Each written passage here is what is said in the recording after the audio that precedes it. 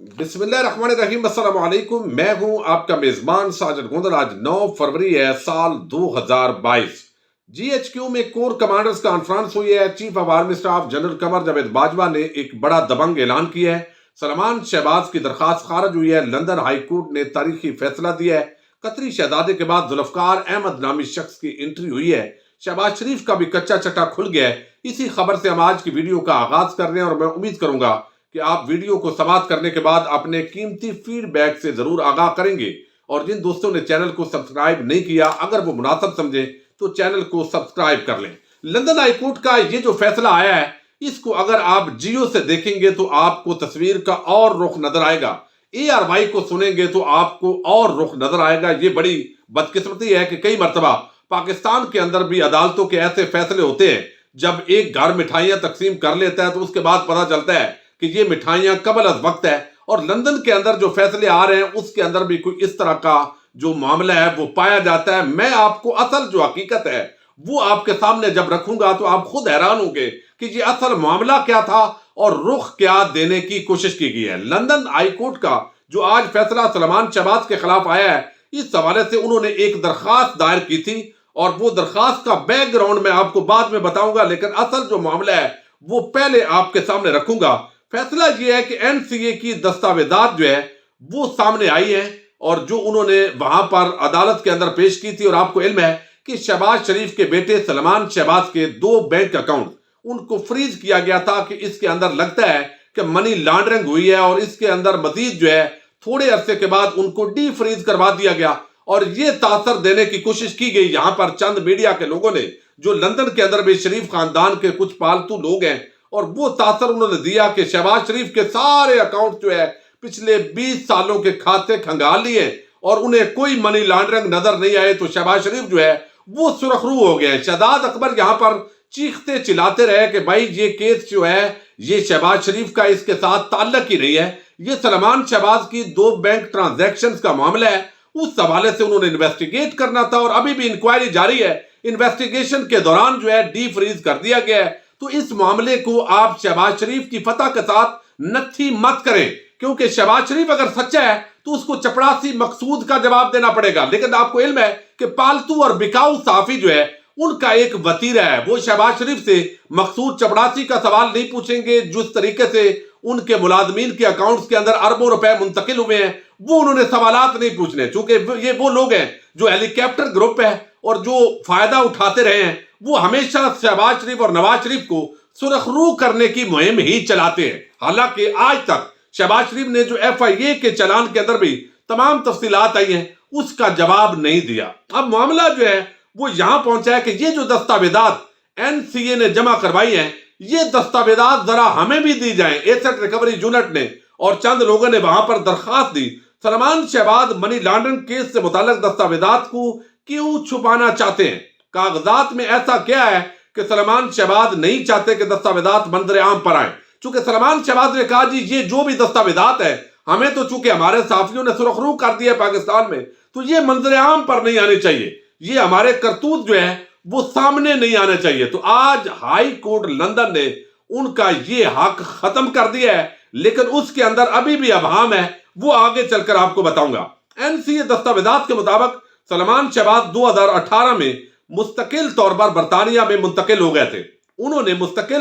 منتقلی کی وجہ پاکستان میں اپنے خلاف مقدمات بتائے، جس پر برطانیہ نے 16 اگست 2019 کو سلمان شہباز کو TR1 ویزا اور ریزیڈنٹ پرمٹ دیا۔ دستاویزات میں کہا گیا ہے کہ سلمان شہباز نے رہائش کے لیے 2 لاکھ پاؤنڈ کی سرمایہ کاری دکھا کر ویزا لیا تھا۔ انہوں نے بایو ایتھنل ٹریڈنگ کمپنی بنانے کا پرپوزل لندن میں پیش کیا تھا۔ وہاں پر ظاہر ہے آپ سرمایہ کاری جب کرتے ہیں تو پھر آپ کو ویزا دے دیا جاتا ہے۔ کاروباری سرگرمیوں میں ان کی مدد برطانوی شہری ذوالفقار احمد نے کی، جیسے یہاں پر وہ قطری شہزادہ ہے، وہ پیسے عنایت کر رہا ہے، دے رہا ہے، تو یہ اصل میں ان کے مبینہ فرنٹ مین ہوتے ہیں، جو پہلے سے انہوں نے پیسہ منتقل کیا ہوتا ہے مختلف ذرائع سے، اور پھر وہ ان کو گفٹ کے طور پر دے رہے ہوتے ہیں، حالانکہ انہی کا پیسہ ہوتا ہے۔ یہ آپ کو، مجھے اور باقیوں کو تو کوئی اس طرح گفٹ نہیں دیتا۔ اب سلمان شہباز کو روزمرہ کے خرچ کے پیسے بھی ذوالفقار احمد دیتا تھا۔ اندازہ کر لیں، روز جیب خرچی بھی یہ ذوالفقار دے رہا ہے، جیسے وہاں پر مریم کو قطری خط دے رہا تھا۔ قطری خط کہہ رہا ہوں، قطری وہ شخص جو ہے جیسم، یہ شخص سلیمان شہباز کی ڈیری بزنس میں بھی سرمایہ کاری کرتا تھا۔ NCA دستاویزات کے اندر پتا چلا ہے کہ سلیمان شہباز اور شہباز شریف کا کاروباری تعلق بھی سامنے آیا ہے۔ یعنی یہاں پر شہباز شریف جو ہے یہاں کی عدالتوں کو کہہ رہا تھا کہ جناب میرا تو کوئی تعلق نہیں ہے، وہ بیٹے جانے وہ جانے، وہی کاروبار کرتے ہیں، میں تو بس جی کوئی نہیں میرا معاملہ ان کے ساتھ۔ دستاویزات سے ثابت ہوا ہے کہ سلمان اور شہباز شریف میں کاروباری تعلق تھا۔ شہباز شریف نے لندن میں اپنا فلیٹ بیچ کر پیسہ بطور قرض سلمان شہباز کو دیا۔ FIA کے سوالات پر شہباز شریف نے بتایا تھا کہ کاروباری معاملات سلمان شہباز دیکھتا ہے۔ تو اب جعلی اکاؤنٹس کیس کی تحقیقات شروع ہونے پر سلمان شہباز برطانیہ فرار ہو گیا تھا اور عدالت نے سلمان شہباز کو اشتہاری قرار دے دیا ہے۔ اب یہ معاملہ جو ہے یہ تو کیا ہے انہوں نے، لیکن جیو جو سٹوری دے رہا ہے وہ ایک عجیب سٹوری دے رہا ہے۔ جیو کے مطابق آج پھر ان کی سٹوری درست ثابت ہوئی ہے اور وہ دراصل آج پھر شہباز شریف جو ہے وہ سرخ رو ہو گیا ہے،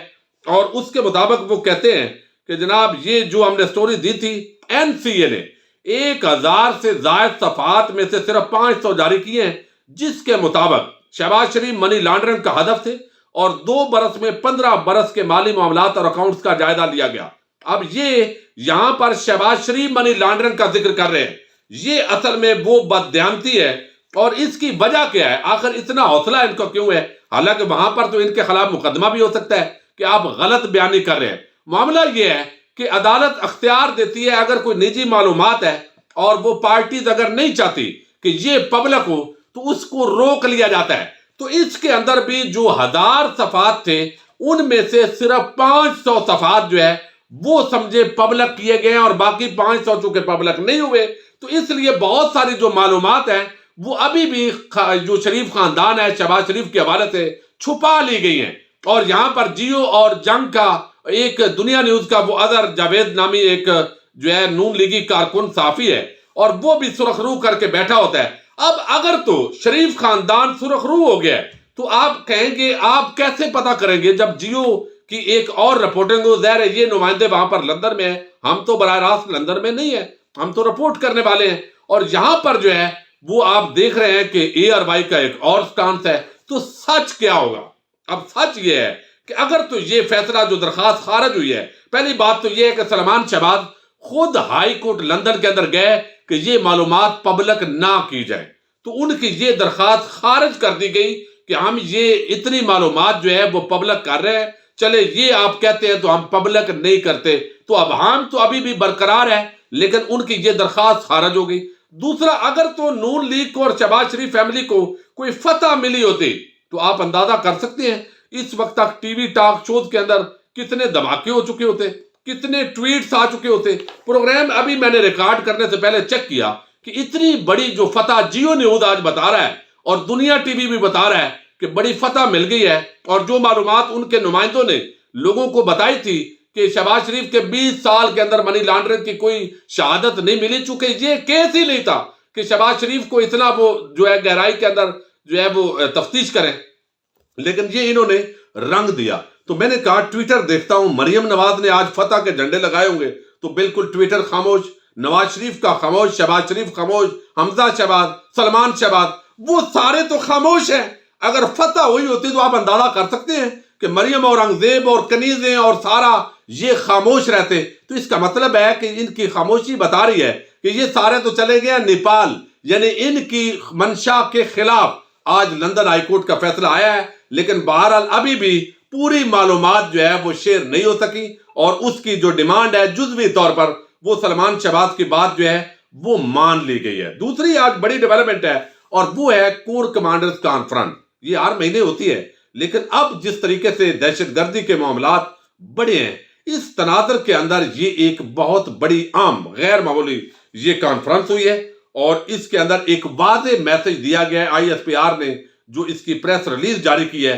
اس کے مطابق، چونکہ اس وقت بلوچستان جو ہے اور سی پیک یہ دہشت گردوں کا ٹارگٹ ہے، اور بدقسمتی یہ ہے کہ بڑا افسوس ہوتا ہے کہ ملک کے اندر جو آپ سیاست کرتے ہیں وہ اگر ملک کے خلاف آپ کی سیاست چلی جائے تو پھر آپ کو شرمندہ ہونا چاہیے، لیکن یہاں کی پولیٹیکل پارٹیز یہ نہیں دیکھتی کہ ہمارا اس سے ملک کا نقصان ہو رہا ہے۔ وزیر اعظم اگر چائنا کے دورے پر ہے تو پیچھے سے انہوں نے اس طرح کی ایک مہم جوئی کرنی ہے یہاں اگر بلوچستان کے امن کا معاملہ ہو، پاک فوج کے جوانوں کی شہادت ہو اور جو باقی فورسز ہیں ان کی شہادت ہو، تو بجائے اس کے کہ اس کی صرف مذمت کی جائے اور اپنی مسلح افواج کے جو جرنیل ہیں جو کوششیں ہو رہی ہیں امن کے لیے ان کو اپریشیٹ کیا جائے اور قوم کے ساتھ کندھا سے کندھا ملا کر چلا جائے، تو وہاں پر بھی نقص اور خامیاں ایسے بتاتے ہیں جیسے پہلے نواز شریف کا دور تھا تو نواز شریف مورچہ سنبھال رہا تھا۔ اب یہاں پر جو ہے وہ آئی ایس پی آر کے مطابق جی ایچ کیو کے اندر یہ 247ویں کور کمانڈرز کانفرنس ہوئی ہے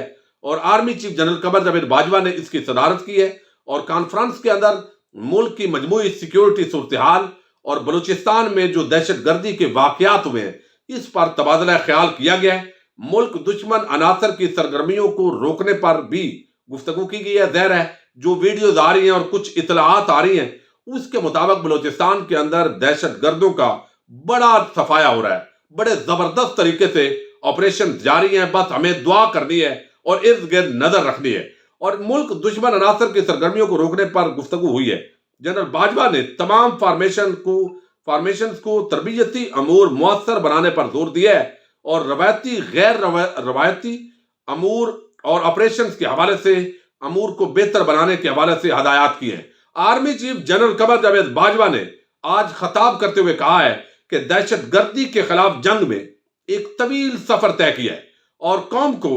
مسلح افواج کے ساتھ جو تعاون ہے اس کے ذریعے ہم دہشت گردوں کے کامیاب آپریشن دہشت گردوں کے خلاف کریں گے اور ملک دشمنوں کے تمام عزائم خاک کے اندر ملا کر رکھ دیں گے، وہ ناکام ہوں گے، دہشت گردوں کو دوبارہ منظم نہیں ہونے دیں گے اور ان کی تمام باقیات کا بھی خاتمہ کریں گے، اور اس حوالے سے دہشت گردوں اور ان کے سہولت کاروں کے خاتمے کو ہر قیمت پر یقینی بنایا جائے گا، اور قوم ہمارے ساتھ ہے، دعا کرے، اور انشاءاللہ ہماری فورسز دہشت گردوں کو ناکوں چنے چبوائیں گی۔ پہلے بھی یہ جنگ جیتے ہیں، اب بھی مزید جنگ جیتیں گے اور دہشت گردوں کو صفایا کریں گے۔ یقینی طور پر پاکستانی قوم اپنی مسلح افواج کے بہادر جوانوں کے ساتھ ہے، وہ ایف سی ہو، رینجرز ہو، پولیس ہو، دیگر سی ٹی ڈی ہو، دیگر جو ہماری فورسز ہیں، انٹیلیجنس ایجنسیز ہوں، ان کو ہمیشہ سلام پیش کرتی ہے اور ان کے ساتھ کھڑی ہے، اور دہشت گردوں کا کلام کما کیجیے، اور طالبان کی حکومت سے بھی دو ٹوک انداز کے اندر یقیناً حکومت بات کر رہی ہے۔ اپنے میزبان ساجد گوندل کو نیکسٹ ویڈیو تک کے لیے اجازت دیجیے۔ اللہ حافظ۔